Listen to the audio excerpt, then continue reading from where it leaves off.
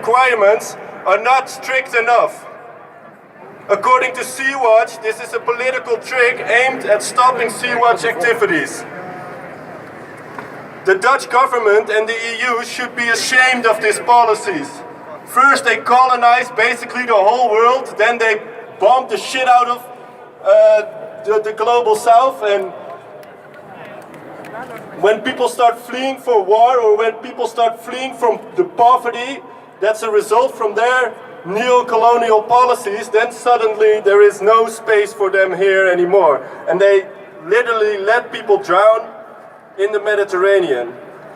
With this demonstration, we call on the Dutch government to let the Sea-Watch 3 do its work, to create a safe route for refugees so that there won't be any more unnecessary deaths, and to stop arms trades.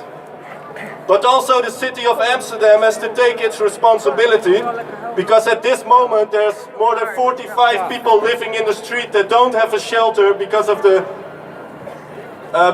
winter shelter is closed, and basically they don't have any place to go. But they're not even the only group. Also the We Are Here group, different We Are Here groups, they're still out on the streets, and there's also around 200 homeless people in Amsterdam with papers that don't have a place to go.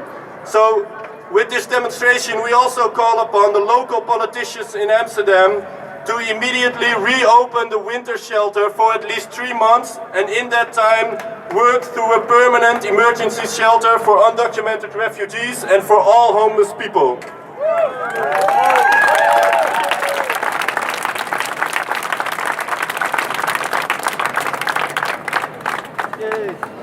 Thank you for all coming here. There will be 4 speakers here, then we will march to the Museumplein. There will be another 3 or 4 speakers, and there will be a band. The first speaker on my side here is Khalid Jone from We Are Here. Give him a big applause.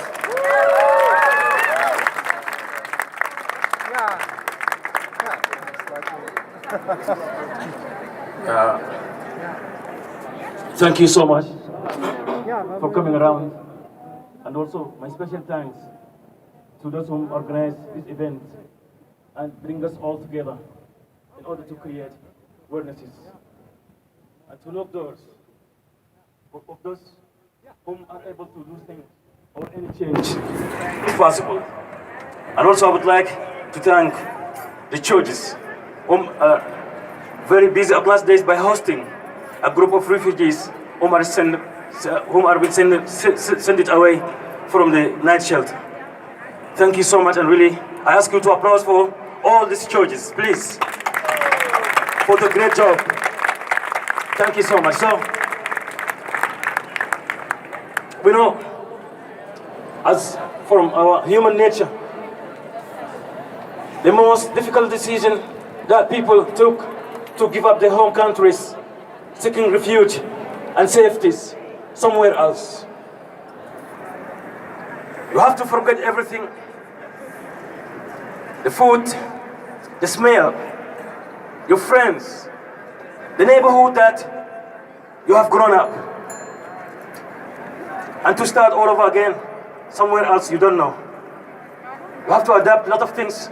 Most of it was difficult for you, but you have to deal with these circumstances because the only choice left.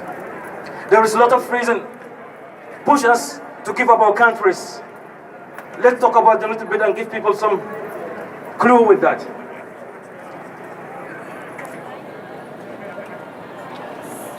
War is a reason.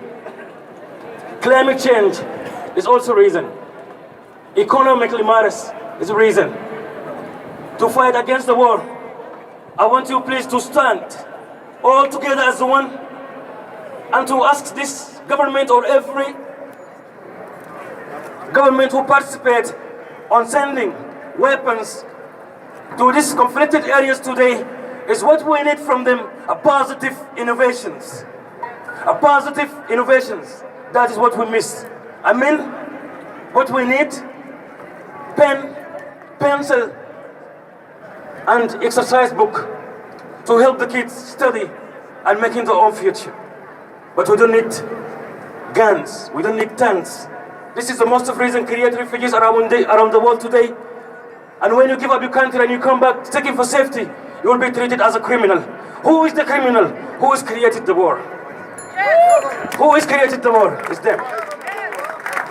We should accept to be victimized by them? No. But by standing together as a one, we will defeat them. We witnessed in the Malawi a couple of weeks ago, flooding of water. Let's look at the reasons. We have a big companies here in the West, creating more pollutions. This is the reason of it. The result of it is a climate change disaster, which they call it natural murder. But if you come also because of that and you demand asylum, you will be rejected. You will be treated as an economic immigrant. Let's learn from our past to correct our future and to build right steps. We need to learn more as we can. And also we witness the change in Sudan today happened. Let me thank all the women here, and a special thanks to the icon Sudanese woman who was in the demonstration. Stand up, lead up the men calling for change, and changes happen. So we can do it here also. When we are together, we can do it. When we are together, we can what? We can do it. When we are together, we can what? Let's stand together, and thank you so much for your time. God bless you.